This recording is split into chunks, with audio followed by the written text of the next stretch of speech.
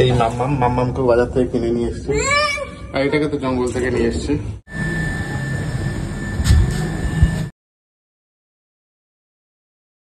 Good morning, good morning, সুপ্রভাত সবাইকে।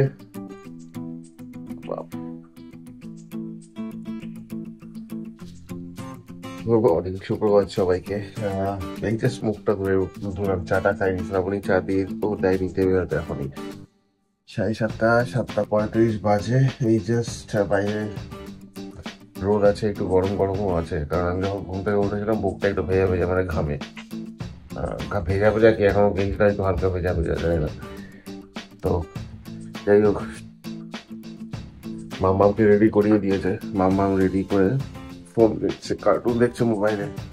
Very nice, ঠিক আছে। চাটা খেয়ে নিই, চাটা খেয়ে ড্রেস একটু ফ্রেশ হয়, জামা পরে ড্রেস রেডি হয়ে মাম্মামকে স্কুলে দিয়ে আসি, তারপরে আমার কথা বলছি। সঙ্গে থাকবেন, সাথে থাকবেন। হ্যালো। বাইরে রোদ, ঠান্ডা বলতে গেলে জিরো, কিন্তু হ্যাঁ যারা এই স্কুটি বাইক চালাচ্ছে তাদের জন্য তো একটু ঠান্ডা থাকবে, যেহেতু হাওয়াটা বুকে লাগছে বা মুখে লাগছে। বাট সেরকম বলতে গেলে ঠান্ডা নেই, কারণ সকালবেলা ঘুম থেকে উঠে আমার গেঞ্জিটা একটু ভেজা ভেজা লাগছিল ঘামে। তো জলপাইগুড়িতে শুনেছি যে খুব ঠান্ডা অ্যান্ড দ্য সেম টাইম আমি আমার মাসি যারা রায়গঞ্জে উত্তর দিনাজপুরে থাকেছে তাদেরকেও ফোন করেছি, তাদের ওদিকেও বলে প্রচন্ড ঠান্ডা। এনিওয়েজ আমি বলছি স্কুলে ড্রপ করে দিই, স্কুলটার সামনে মাম্মামকে ড্রপ করে দিই স্কুলে, তারপরে না কথা বলছি। এই জাস্ট ড্রপ করে দিলাম মাম্মামকে, গেটটাও বন্ধ করে দিল। এনিওয়েজ যেটা বলছিলাম, ঠান্ডা জলপাইগুড়িতে একই কন্ডিশন। আমি কালকে আমার মাসির সাথে কথা বলছিলাম, রায়গঞ্জে যারা উত্তর দিনাজপুরে থাকে, তো সেখানেও একই কন্ডিশন। লাস্ট কিছুদিন ধরে বৃষ্টি পড়ছে, প্রচন্ড ঠান্ডা, ঘন কুয়াশা আর প্রচন্ড হাওয়া, মানে ঠান্ডা যাকে বলে হাড় কাঁপুনি ঠান্ডা, এটা প্রচন্ড জলপাইগুড়িতেও তাই।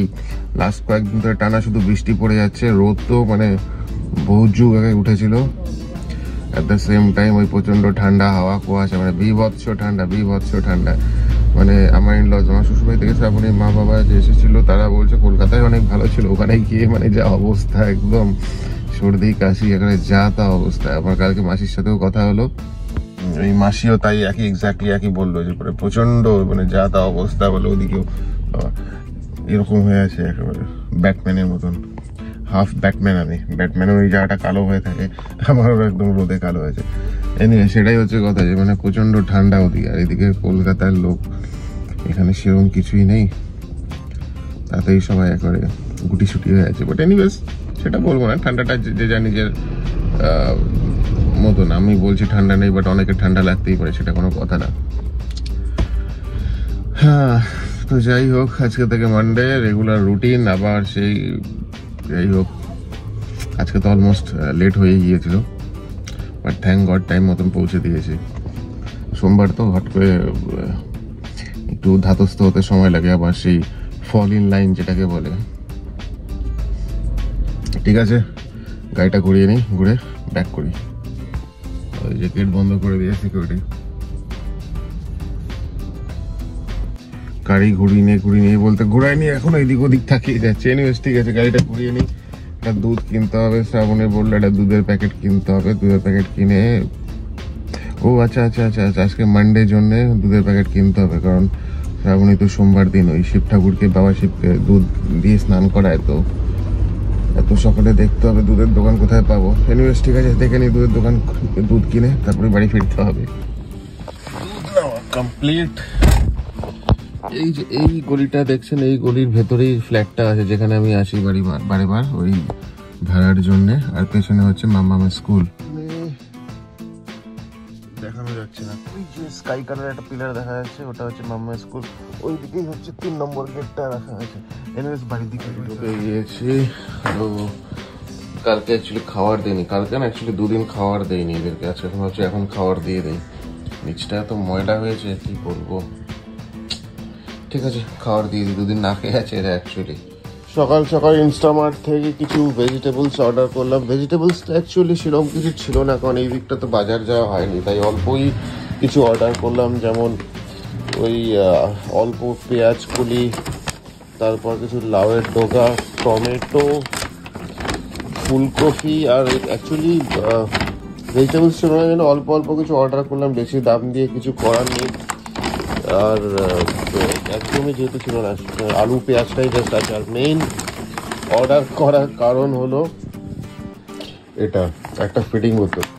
অ্যাকচুয়ালি পুচকিটার জন্য দুটো ফিডিং বোতল ছিল। এক সেকেন্ড আমি এটা খুলে নিই। এই যে অ্যাকচুয়ালি পুচকিটার দুটো ফিডিং বোতল আছে। দুটো ফিডিং বোতল তো লাগে সবসময়, একটার উপর ডিপেন্ডেবল করা যায় না। একটা ফিডিং বোতল তো দুধ ভরা আছে, আর একটা ফিডিং বোতল শ্রাবণী সকালবেলা অ্যাকচুয়ালি ফোটাতে দেয়, প্রত্যেক দিনই ফোটাতে হয়।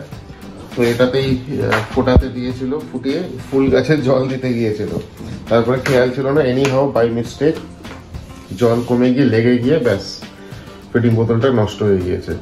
তো কিছু করার নেই, আর একটা তো ইমিডিয়েট অর্ডার করতেই হবে, কারণ একটা ফিডিং বোতলের ওপর ডিপেন্ড করা যায় না। তার জন্যে ফটাফট একটা লুভল্যাপ, আগেরটা জানি না কী কোম্পানি, আগেরটা মানে মরিসনের ছিল, যাই হোক অর্ডার করলাম একটা ইনস্টামার্ট থেকে। সাথে যখন অর্ডার করছি ভেজিটেবলস তো বলতে কিছুই নেই, ফ্রিজে বাস্কেট মানে ভেজিটেবল বাস্কেট একদম খালি। তো তার জন্য এই কটা জিনিস টুকটাক অর্ডার করে দিলাম, যেটা এসেন্সিয়াল অল্প করেই অর্ডার করলাম, কারণ বেশি করে অর্ডার করে লাভ নেই, কারণ ইনস্টামার্ট যাই হোক এগুলো তো মানে ইনস্ট্যান্ট সার্ভিস, তো সার্ভিস চার্জটা এদের একটু বেশি। তো তার জন্য একটু প্রাইসটাও বাজারের থেকে কম্পারেটিভলি বেশি বললেও জিনিসটা ভুল হবে। আমি বাজারে যাব, সেখানে একটা যাওয়া আসার একটা খরচ আছে, তারপর আমার সময়ের একটা ইয়ে আছে, আর এখানে আমি ফোনে অর্ডার করছি, একদম ঘরে এসে দিয়ে যাচ্ছে, তো সেটা একটা সার্ভিস চার্জ হবেই। তাতে আমার টাইমটাও অনেক সেভ হচ্ছে, যাওয়া আসা ওই ট্রাভেলিং খরচটাও সেভ হচ্ছে।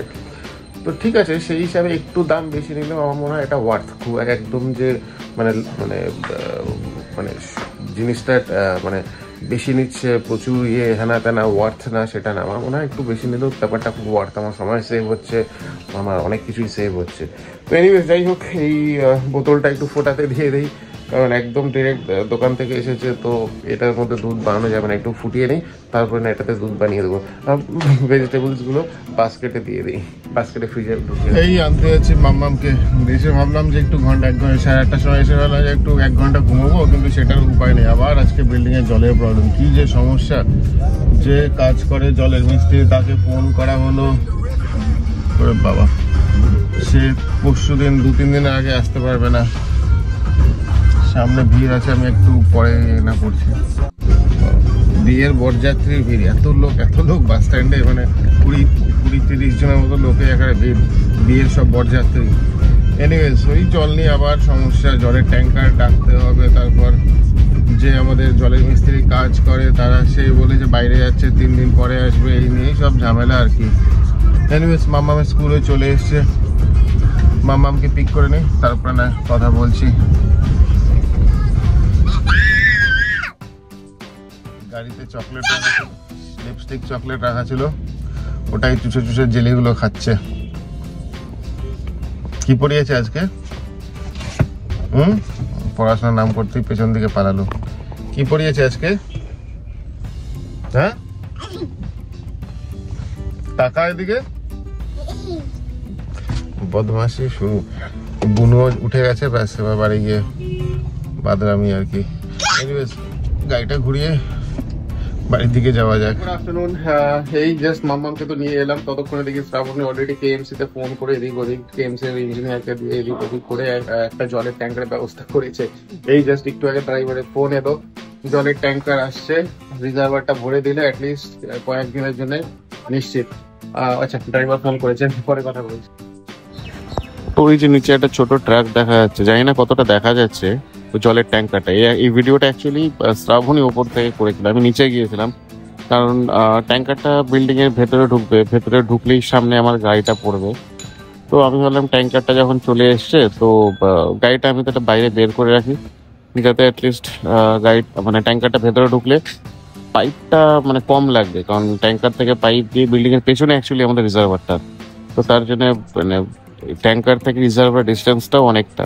তো তাই গাড়িটা বের করে নিচ্ছি, ওই আমি জাস্ট গাড়ি বের করছি, দেখতেই পাচ্ছেন আমার গাড়িটা, যাতে অ্যাটলিস্ট যতটা রিজার্ভারের সামনে যাওয়া যায় পাইপটা যাতে অ্যাটলিস্ট কম লাগে, কারণ আমি জানি না এরা কতটা পাইপ নিয়ে এসেছে।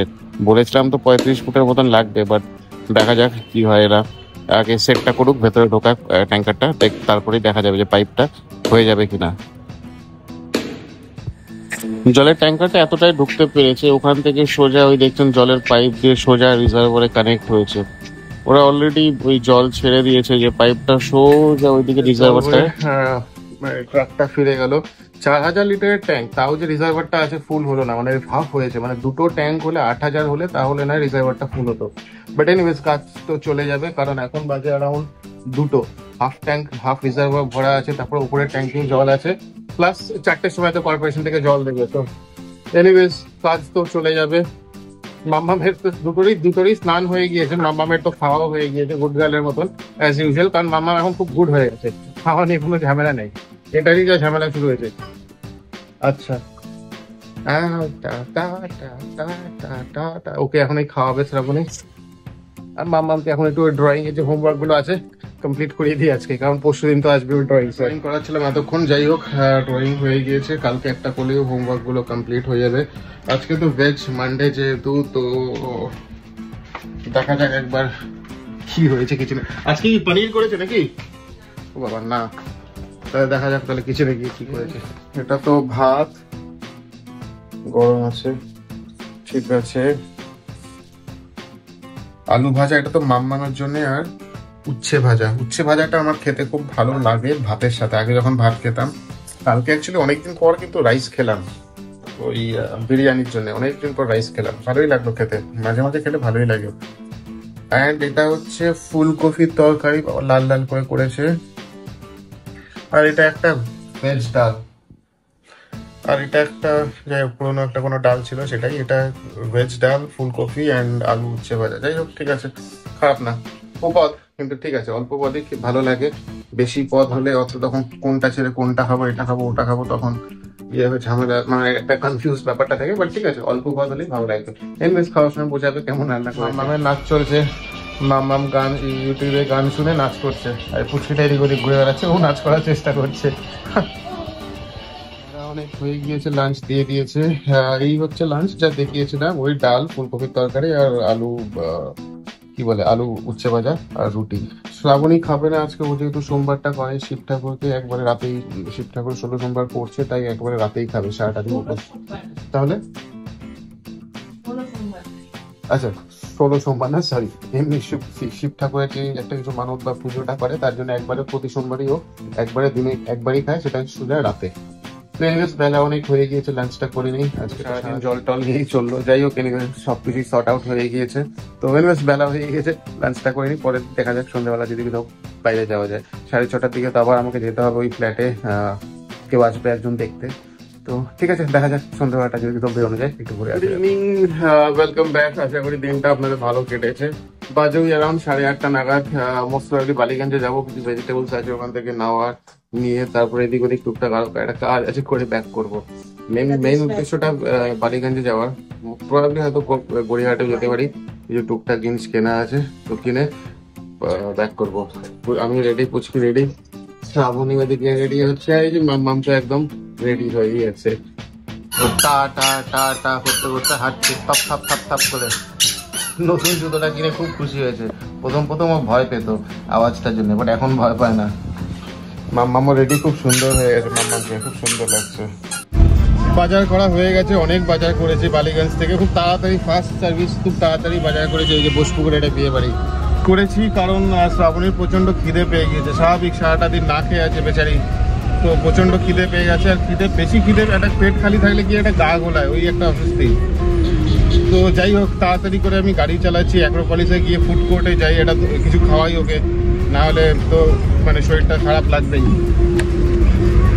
তো অ্যাক্রোপলিসে যাচ্ছি এখন ফুড কোর্টে। হ্যাঁ মা, তোমাকেও কিনে দেবো।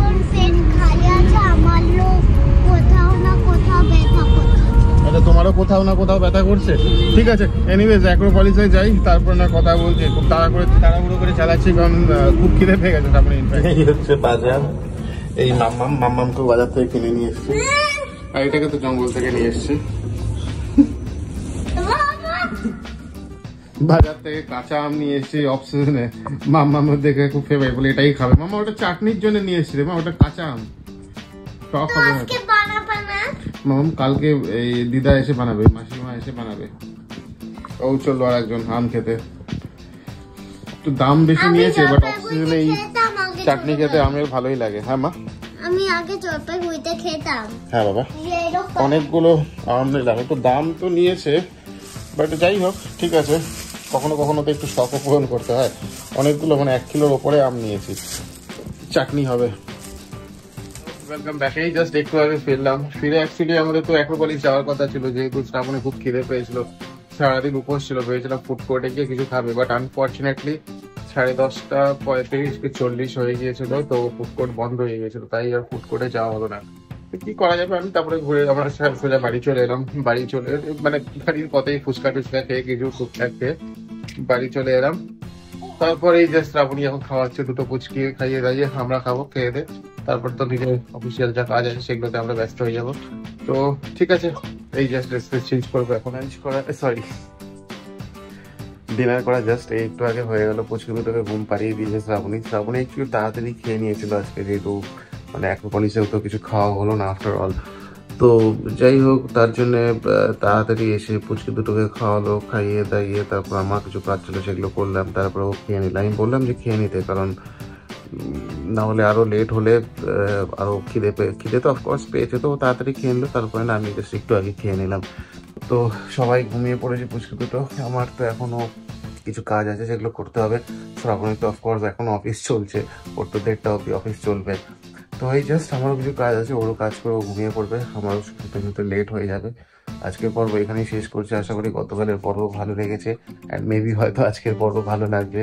তো ঠিক আছে, কালকে আবার সেম টাইম সেম সময় দেখা হবে। ততক্ষণের জন্য গুড নাইট, সাবধানে থাকবেন, ভালো থাকবেন।